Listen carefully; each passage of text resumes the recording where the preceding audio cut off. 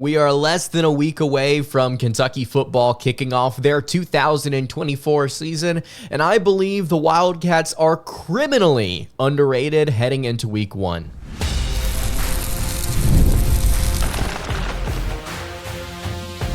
You are Locked On Kentucky, your daily podcast on the Kentucky Wildcats, part of the Locked On Podcast Network, your team every day. All right, what's going on, Big Blue Nation? Welcome on into Locked On Kentucky, your daily Kentucky Wildcats podcast. I'm your host, Lance Dawe, and on today's episode of Locked On Kentucky, we are going to be discussing Kentucky football heading into their week one matchup with the Southern Miss Eagles. Going to be breaking down why I believe the Wildcats are criminally underrated heading into this year's week one matchup. Also on today's episode, Jasper Johnson has announced a commitment date. We're going to be talking about why I believe the Wildcats are going to end up getting him. I know it's a little bit further out than we anticipated, but it's not that long of a wait in the end. And then to wrap up the show, I want to take a look at ESPN's FPI, not in basketball, but in football. I want to take a look at this Kentucky football schedule. Again, I just think that the media has a lot wrong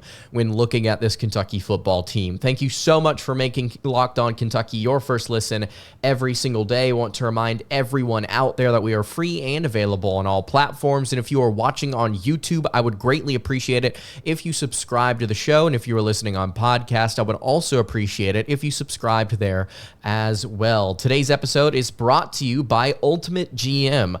Ultimate College Football Head Coach is a brand new mobile game that is completely free, has no ads, and is 100% playable offline. You can use promo code LOCKEDONCFB, all caps, inside the game store to receive a free boost to your program. Begin your coaching legacy today. Again, download the app, use promo code LOCKEDONCFB, all those letters in all caps. Start your coaching legacy today. You could start with the Kentucky Wildcats today, as I have. All right, let's go ahead and get into it. I believe that Kentucky football is way better than people currently think. ESPN's FPI has some strong negative thoughts on the Wildcats, which we'll get to later on here in the show, but I think Kentucky is going to end up making a push for the 12-team college football playoff this upcoming season. In case you didn't know, in case you're coming right back to college football here as it starts, the playoff field has expanded from 4 teams to 12 this year. Also, Texas and Oklahoma joining the SEC. Wildcats traveling to take on the Longhorns, I believe, in mid-November. We're going to break down the schedule later on in the show. But just from a roster standpoint, from a starting rotation on both sides of the ball, I think Kentucky's a lot better than people give them credit for. And I want to go through here and kind of break down these individuals, but just on the top here at the beginning of the show. Let's not beat around the bush. Mark Stoops has done essentially the best he could have possibly done developing the talent that he has recruited up until this point. Now, have there been some valleys? Yes. Have there been some low points? Absolutely. But when it comes to getting the most out of his program, getting the most out of his resources, and getting him the most out of his recruiting, there are few that have done better than Stoops has.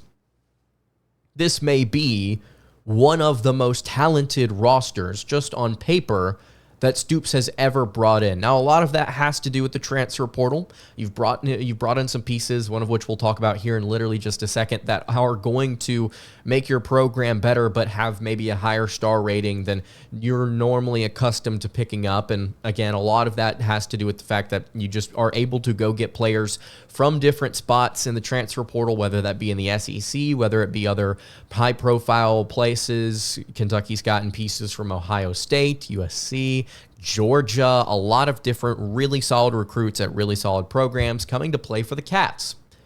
You're more experienced, you are more talented, and you have largely retained most of your coaching staff.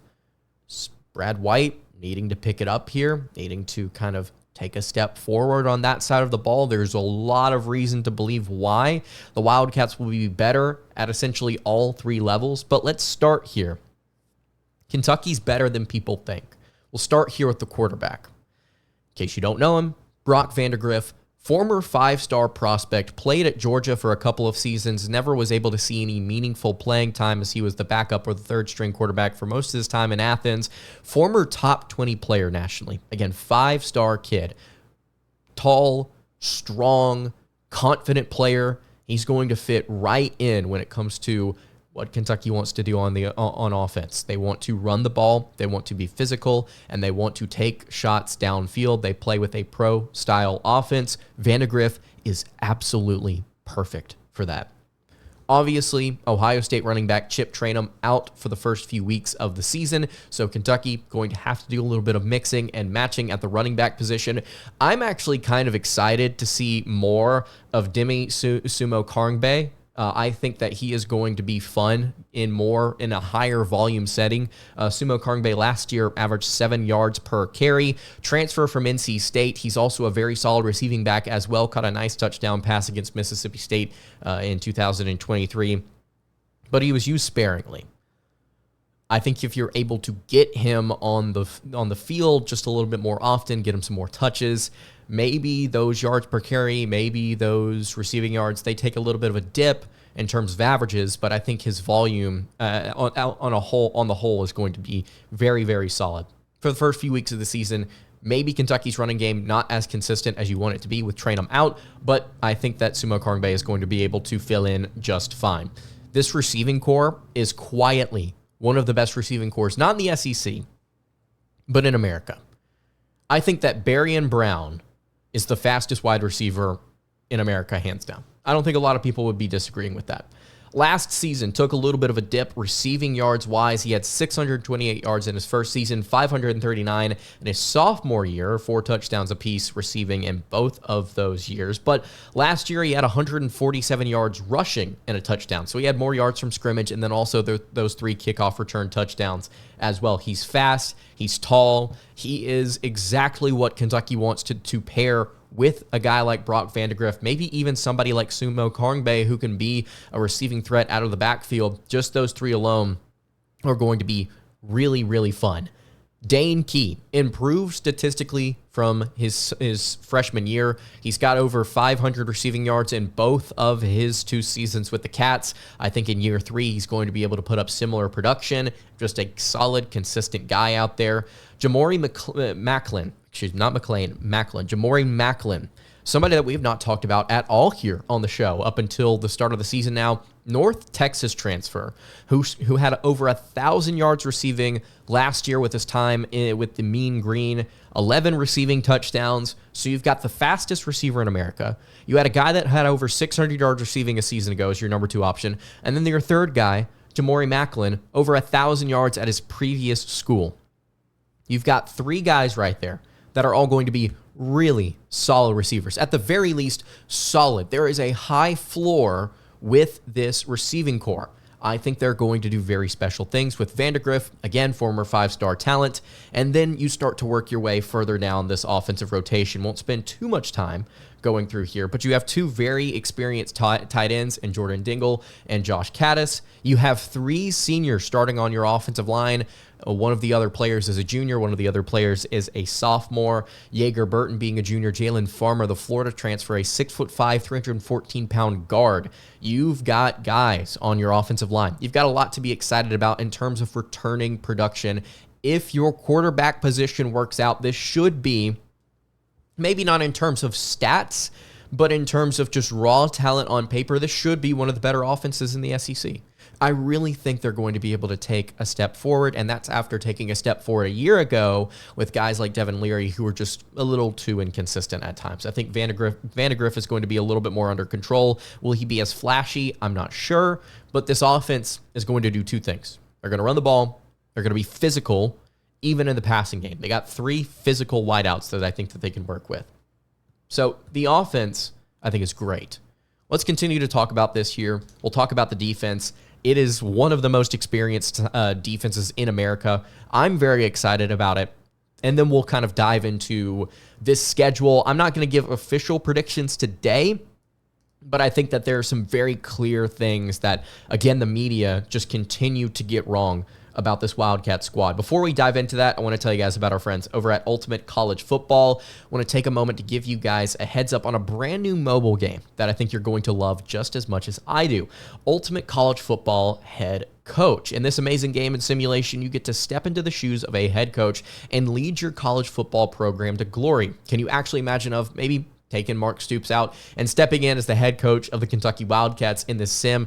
I've had just a blast with it. You've been able to recruit players. You can hire your own coaching staff. You can oversee training camps. You can handle school scholarships. You can control every single crucial detail of your program. It's all in your hands, and I'm here to tell you, as somebody who's been playing this for the last few weeks, it is really impressive just how detailed you can get with the decision making, with the hiring of your staff. You can have different things for different salaries. You can have different kinds of styles of play with your offense. You can actually call your own plays on offense during games, which is really fun. So you can kind of have your own offensive system. It's all very niche and very detailed, all the way down to just the minute things. I have loved that. I love the simulation game. It's been super, super fun. It's probably the best one that I've played on the market so far. It is incredible. Just a great time to kind of sit back and enjoy a mobile game, which is something I don't often do, but whenever I do go to pick up my phone, I'm picking up Ultimate College Football Head Coach, which is completely free, has no ads, 100% playable offline. You can play on the go. You can play as you want when you want to. Of course, we have a special offer here for you at Locked On Kentucky. You can use the promo code LOCKEDONCFB, LOCKEDON CFB, all those letters in all caps, inside the game store to receive a free boost to your program. Make sure to take advantage of this perk, as it will get your team off to a strong start. It certainly helped mine as I was trying to build Kentucky football further to glory. Download the game. Just visit ultimate-cfb.com or look it up in the app stores. Again, ultimate-cfb.com. Look it up in the app stores. You can begin your coaching legacy today with Ultimate College Football Head Coach. All right, continuing along here on the Tuesday edition of Locked On Kentucky. Forgot what day it was for a second. Lance Dawe hanging out here with you. I really appreciate you guys checking out the show today. If you have not subscribed to the YouTube channel or the podcast feed, I would greatly appreciate it if you did so. In case you can't tell, if you're watching on YouTube, a little bit of a different background. We are kind of breaking things down here. There is going to be a big change to the way the show looks here in about a week and a half. I'm super excited about it. I teased this throughout the summer. Looking forward to showing you guys what we've got coming up. I think it's going to look great. Make sure you're subscribed if you are not already to be able to see that here soon. And if you have any questions for the show, anything about Kentucky football, Kentucky basketball, just leave in the comments below and I'll do my best to answer it here on the show. Okay, so we've talked about the offense. I think it is criminally underrated, because Kentucky, in case you haven't seen, is not projected to do a whole lot in the SEC this upcoming season. And we'll get to what the ESPN FBI has to say about it. We'll actually talk in a minute about what Locked On SEC host Chris Gordy has to say about the Wildcats this season. But let's continue to work our way through this roster. Again, the starting lineups on both sides of the ball is way better than some of these projections, these win-loss projections that people have out there for UK. Derek Jackson, 89 tackles last year. J.J. Weaver, 6th season with the Kentucky Wildcats. Pop Dumas Johnson, a Georgia transfer, had 70 tackles in 2022. Kentucky's linebacker core is going to be super, super good. Then you also have the defensive line, which I think is going to be excellent as well. Octavius Oxendine going to be down there. Deion Walker, who's projected to be a top 10 pick in the NFL draft this upcoming season. You also have all of these different experienced guys in this secondary as you work your way further down. Alex Safari, 49 tackles a season ago. Maxwell Harrison, 68 tackles a season ago. Zion Childress is a senior. J.Q. Hardaway is a junior after getting a little bit of time as a sophomore. He's stepping into a full-time role as a junior. All of these players here, extremely experienced. They know what they're doing. They can really bring a lot to the table. It's going to be an improved defense. I expect it to be, at least on the back end. I think Kentucky has struggled the last couple of seasons in terms of pass defense. I think they're going to get a little bit better this year. Also, can't forget about the nose guard, Keyshawn Silver, the former 5-star who transferred in from North Carolina a season ago. So you've got also Trevon Ripka as well on the defensive line. Tyrese Fearby, who had some time last year. Jordan Lovett, who played a decent amount at safety last year for the Cats. Christian Story, who was previously at Alabama. Didn't get a ton of time with the Crimson Tide, but still a talented player. He's going to be at safety as well. DJ Waller, Nasir Addison. You've got guys. You've got dudes. You've got experience. Guys that have been here before. And then, of course, Alex Rayner at kicker. You've got a sophomore at punter in Wilson Berry, who was great last year. And, of course, your special teams. My assumption is Jamori Macklin, Berrien Brown. Those are probably going to be your two kickoff return. I would assume it's Brown, Sumo Karngbae as well from the running back spot. Kentucky's good. Top to bottom, their starting lineup is good. How is the depth for this team? I think that's the major question. But I think there are a lot of teams that are, frankly, I think below Kentucky or on the same playing field as Kentucky that don't have as much depth or even close to as much depth as the Wildcats do. And the Wildcats are not even one of the deeper teams in the SEC, I would say. And we'll look at the ESPN FPI in a minute. But goodness gracious, I don't understand how Kentucky could be ranked so low in projected SEC standings and be this good in their starting rotation. I want to look here for a second at SEC Power Rankings, or just SEC rankings, period, from Chris Gordy, the host of Locked on SEC. He has Vanderbilt 16th in the conference. Mississippi State 15th, South Carolina 14th, Arkansas 13th. Okay, all those make sense. Probably going to be the worst 4 teams in the league this year. Florida at 12. Okay, fine. There are some other teams that you could have here at 11. Auburn, I think, is the clear choice. I think Texas A&M may take a step back. Kentucky, though, at 11. And it's not egregious, right? Like, they're over Florida. Like, if they were underneath Florida, I would be like, hard no. Kentucky's a better football team than Florida this year, schedule or not. But they're underneath Auburn as well, which we'll get to them in a minute. I got something to say about them. Kentucky at 11th out of 16 teams. I think that on paper, this roster is much more talented than that. And when you look at their schedule, I think that there are some wins that Kentucky is going to pick up this year that a lot of people out there don't think they even have a chance in. I'm going to predict some upsets. Here. But 11th, I think, is just... I think Kentucky is closer to the top half, if not in the top half of the SEC. First year of expansion, no divisions. Which, by the way, in case you don't know also, no divisions in the SEC this year. So we're not looking at the SEC East and West. We're looking at just the SEC as a whole. Kentucky, I think, is closer to 8th. I think that's where the Wildcats will end up lying. And I know that teams like Oklahoma, teams like Tennessee, like they're going to be projected to be good, but I think Kentucky's in that realm. I think Kentucky is in that tier. So actually, instead of going to Jasper next, I do want to just go ahead and look at the ESPN FPI.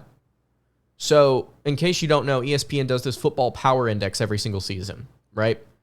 Where they kind of break down from their computer model, ranking these teams, obviously, their win-loss projections, their percentage chance to go undefeated, percentage chance to get to 6 wins, to win their division, to win their conference, to win their percentage of chance to make the playoffs, to make the national title, to win the national title. And if I'm not mistaken, the actual FPI, like the number attached to the football power index, is like how much that team would be favored against the average team in college football. Like how many points would ESPN's analytics like project them to win by? And it's weird because there are some teams that are ranked like really high that you wouldn't think would be ranked that high. Like for instance, Kansas is ranked 17th. Clemson is ranked 14th. Don't know about that. Don't know if I'd have them over a team like Kansas State, who's only ranked 22nd. Auburn and Florida are ranked 19th and 20th. I just think that's just flat out wrong. USC is ranked 18th. They'd be favored apparently by 11 over the average FBS team. I don't know about that with the way that they play defense.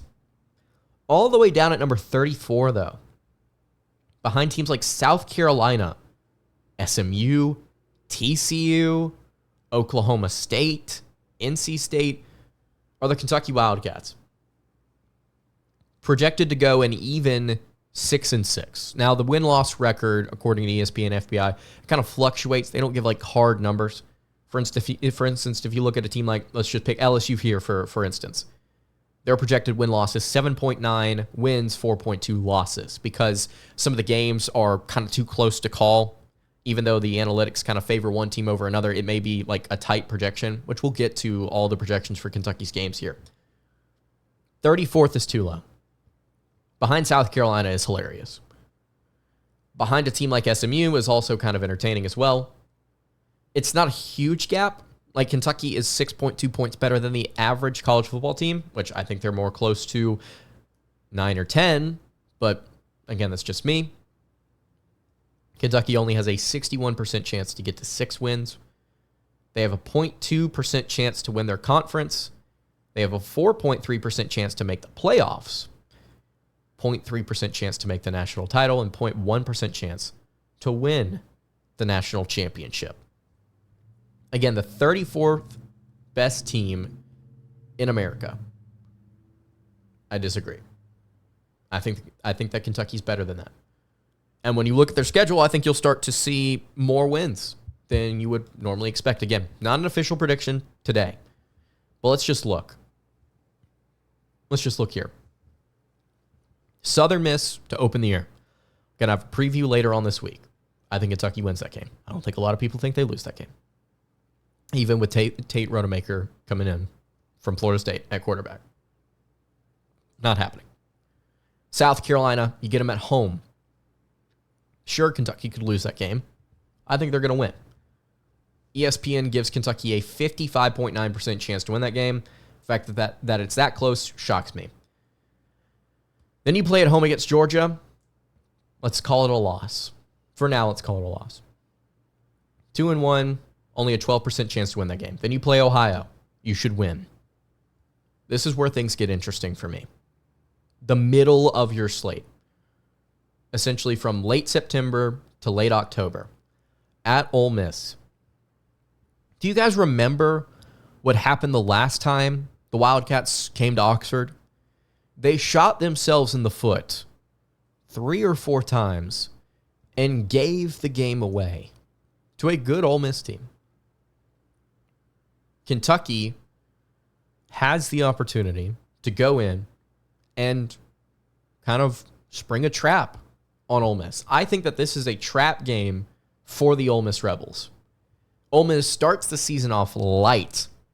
Furman, Middle Tennessee, at Wake Forest, Georgia Southern. Before their first conference game is not until September 28th against Kentucky at 11 a.m. This game was at 11 last time. It was in Oxford. Ole Miss is going to be good. Ole Miss is experienced. Ole Miss has a lot of transfer portal talent as well. I think that game is going to be way more competitive than people currently expect. Kentucky has a 29.5% chance to win that game. I think it should be more close to 50-50. I think that Kentucky, again, on paper, is better than people think. That offense is going to move the ball. Against Ole Miss, if you don't have as many turnovers and missed field goals and special teams problems, you win that game last year, or a couple of years ago, and you win that game this year, I believe. Whether or not you do make mistakes, though, is yet to be determined. Vanderbilt could possibly be your 5th win. And then you go to Florida. And this is something else I don't understand. Florida has a 65.9% chance to beat Kentucky, according to ESPN's computer model. Did the model just forget that despite Kentucky being less talented for the last 3 years, Kentucky's won 3 straight games in this rivalry? 3 straight. Florida hasn't won in Gainesville since 2019. Okay? Kentucky should be favored. And Kentucky this year is more talented. Just objectively. They are a more talented team. And if you want to say, no, they aren't, Lance. Okay, well, let's run through it again. 5-star quarterback. One of the best receiving corps in the SEC. One of the most experienced offensive lines in the SEC. Multiple high-profile picks or recruits on your defensive line. One of them a former 5-star. One of them's projected to be a top 10 pick. That's just 2 of them, okay? You've got one of the best linebacking corps in the SEC. Derek Jackson coming back. J.J. Weaver, transfer from Georgia, and Pop Dumas. You've got a retooling secondary, I guess you could say. Kind of trying to figure some things out on the back end. You've added some people as depth from the portal. You've got some guys coming back there when they're freshman and sophomore year. A couple of seniors as well, like I mentioned earlier. Guys like Hairston being really experienced. Guys like Zion Childress being very experienced. Christian Story, transfer from Bama, who's experienced. You have reason to believe that this is a more talented team than Florida. Who right now, by the way, if we're just gonna get on this train, the Florida Gators are on a downward trend, and this schedule doesn't help them. They have I think by far the most difficult schedule in the country. They aren't even in the top 25 in next year's recruiting rankings. Kentucky's like 25th or 26th. I can't remember the specific, but they're 25th or 26th. Florida's in the 30s. The Gators, for what they are as a program, should never be there, but they are. They're not getting better talent than Kentucky. They're not winning on the field against Kentucky. Kentucky's a better program. They are a better football program than the Florida Gators. I think Kentucky should win that one. They should win that one. Wouldn't shock me if they lost, but they should. Auburn is at home for the Wildcats this year. Now, I'd hate to get clipped here, but I have a feeling that's probably what's going to happen. There's been a lot of online discussion recently about Kentucky and Auburn. There have been some podcasts out there that have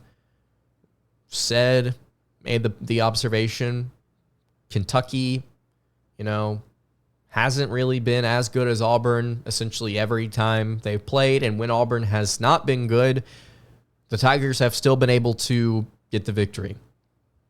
Kentucky hasn't beaten Auburn since 2009. Yada, yada, yada. KSR responded to that clip that was put out and essentially said, screw that noise. Also, you're buttoning your top button, even though the name of the podcast is the Top Button Podcast. Like, it's the point. It's a bit on the show. So I'm not for calling out people's appearance, like as part of my argument, but I am trying to be objective whenever I look at the games like this and kind of break down where these two programs are at. If I'm not mistaken, KSR and the Kentucky fan base online just as a whole made the observation, hey, you lost to New Mexico State last year. Auburn, you didn't just lose. You lost by 31-10. You lost by 21 points to New Mexico State. That's bad. That's really, really bad. It doesn't matter how talented your roster is. That's just a failed coaching job. And as we've established previously, I think Mark Stoops is one of the better head coaches in this entire conference. Freeze has his high points. He has his moments. They almost beat Bama. They almost beat Georgia. And then you lost to New Mexico State. He's more volatile, I think, than Stoops, who has proven to be one of the most consistent coaches in the country, period. Not just in football, in any sport. Auburn's brought in talent this year. They're going to have an improved receiving core. Their defense is going to be, I think, as good as last year, and it was above average last year. They don't have a better quarterback. They just don't. I would say Kentucky's receiving core right now is better for two reasons. Number one, or more proven, their production has been better, and this is not a program that's known to throw the ball around in Kentucky. I think Dane Key, Berry, and Brown and Macklin are better than Cam Coleman, Perry Thompson, Keandre Lambert-Smith, what have you. The second thing, I think that will be proven to back this up, is Peyton Thorne ready to take that next step in his 5th year of college football and go out there and sling the rock more effectively than he did last season? Because there were games where Auburn was routinely underneath 200, 150, 100 passing yards per game. And yes, the defense was able to keep them in it, but you also lost some pieces in your secondary. How good are you going to be at defending the pass this year if you're Auburn? How good are you going to be against teams like Kentucky, who have speed and athleticism at that position? Former 5-star QB that, yes, is unproven, but also, I think just on paper, if we're comparing talent, do you want the 3-star that played at Michigan State, or do you want the 5-star that played at Georgia? I think a lot of people would take Vandegrift in this instance. I think a lot of Auburn fans would take Vandegrift over Thorne right now. Would he be the most perfect system fit? We can argue that another day. No, but I think he's a more talented player on paper. I think Kentucky should be Auburn because it's in Lexington. If it was in Auburn, it'd be more difficult. Would Kentucky losing this game shock me? No, but I would favor the Wildcats. I think it would be an extremely competitive game on a neutral site. I don't think there's any reason to go back in the back and forth and be like, oh, well, you suck, and even when we've sucked, you've never beaten us. And like, oh, your button looks stupid, and also we're better than that, and you lost to New Mexico State. Here's my whole thing. For the Auburn fans that want to simultaneously make the point that Kentucky hasn't beaten Auburn since 2009, even when Auburn has stunk, they've been better, while also saying, please don't bring up New Mexico State. That's a previous season. We're a completely different team now. But also, you've not beaten us since 2009, so you won't beat us this year. There's an inconsistency with the logic. My whole take is this year on paper, both these teams are very, very comparable in terms of outlook. This being in Lexington makes it a much more competitive game for the Wildcats. That's just my take. Tennessee on the road should be a loss. Talk about a team that is more talented than both Auburn and Kentucky. With that being in Knoxville, that's going to be rough. Murray State should be a win. Texas should be a loss. And then Louisville at home should be a win. There's 8 wins right there. Southern Miss, South Carolina, Ohio, Ole Miss, Vanderbilt, Florida, Auburn, Murray State, and Louisville. Actually, that may be 9. I might have miscounted if you include the Ole Miss game. So 1, 2, 3, 4, 5, 6, 7, 8. And if you add the Ole Miss game, it's 9th. Excuse me. That was going to be my whole point. That's what I had written down in my Google Doc. I just tabbed out of it. If you get the Ole Miss win, if you pull that upset, at 9-3, you could very well make the college football playoff. You could absolutely do it. You'd be right there on the cusp at 9-3. With losses to Georgia, Tennessee, and Texas, and then a road victory against Ole Miss, who should still be very good. We'll get you my official predictions later on this week. I think Kentucky's being undervalued. And the final thing I want to say here that's kind of like a negative thing is David Hale wrote an article just a few days ago putting college football's 134 FBS teams into tiers. Dude's a hater. He put Kentucky in the 8th tier and then said, all Kentucky needs to do is just be good until mid-October to help Kentucky fans forget Mark Pope's the head coach. Like, that's just rude. Pope's better than that. All right, to wrap up the show, I want to take a look at Jasper Johnson. He has scheduled an official visit. Today's episode running a little bit longer than I would have anticipated, but hey, we keep it pushing. Before I dive into the Jasper Johnson commitment date, I want to tell you guys about our friends over at 5 Hour Energy.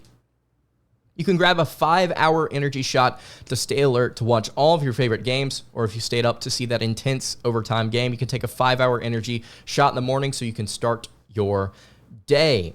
With 0 sugar, a convenient portable size, it's the perfect pick-me-up for getting stuff done. The 5-hour energy website has flavors galore, like watermelon, tropical burst, grape, berry. There is flavors for every single person out there, or you can try them all. On the site, you even have the option to build your own 12-pack or 24-pack. You choose the flavors, and then it is delivered right to your door.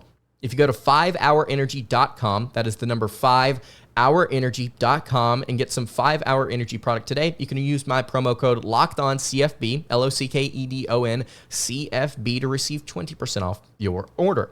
This offer is only valid until September 30th on one order and cannot be used with other promotions. The code is not good on subscription orders. So go to 5hourenergy.com today. Again, use promo code LOCKEDONCFB to receive 20% off your order. All right, wrapping up the Tuesday edition of Locked On Kentucky. Lance Dawe hanging out here with you. Really appreciate you guys checking out the show today. Again, if you've not subscribed, please go ahead and do so. Jasper Johnson, we've been talking about him a lot on the show as of late. He has announced a commitment date. Finally, we're going to get to know when Jasper is going to commit, hopefully to the Kentucky Wildcats, September 5th. Thursday, September 5th. So we've got about a week and a half to wait here, and we would have expected this to happen this week, but it's okay. I think at the end of the day, the fact that Jasper is not waiting months or waiting multiple weeks, letting some other teams maybe get back into this recruitment, I think is great. Final 5 teams, according to the announcement by Jasper, KSR, multiple sources. His final 5 teams: Alabama, Arkansas, Kentucky, Louisville, and North Carolina. Johnson rated as the number 11 overall prospect in the country. We've talked about him a lot on the show. In-state player, going to play for OT Elite in his final high school season. I need to note, playing in Atlanta, actually with another Kentucky prospect in Tay Kinney at OTE. But he's a Lexington kid. He's from the area.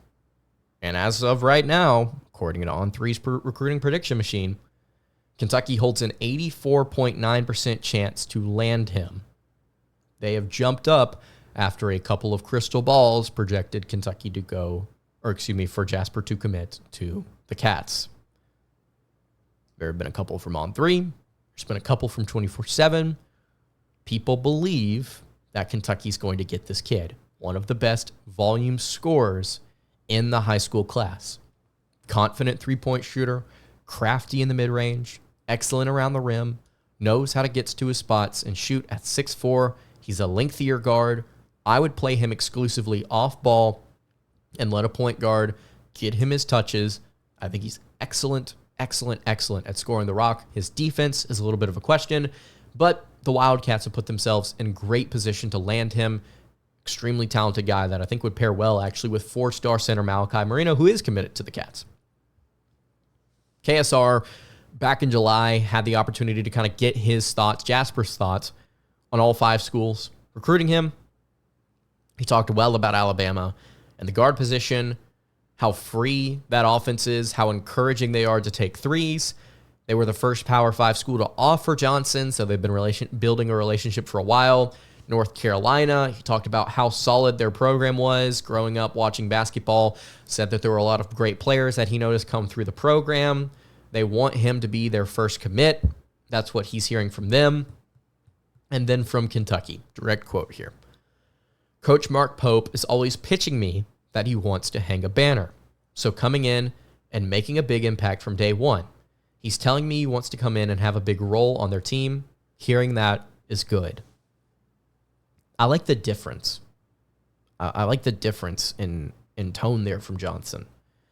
He talks about how good the Alabama programs are at developing and allowing Johnson to showcase his talents. Kentucky able to do a similar thing, providing a large role.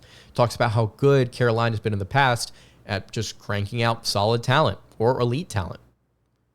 Kentucky, first thing, the coaches are telling me that they want me to come bring a national title.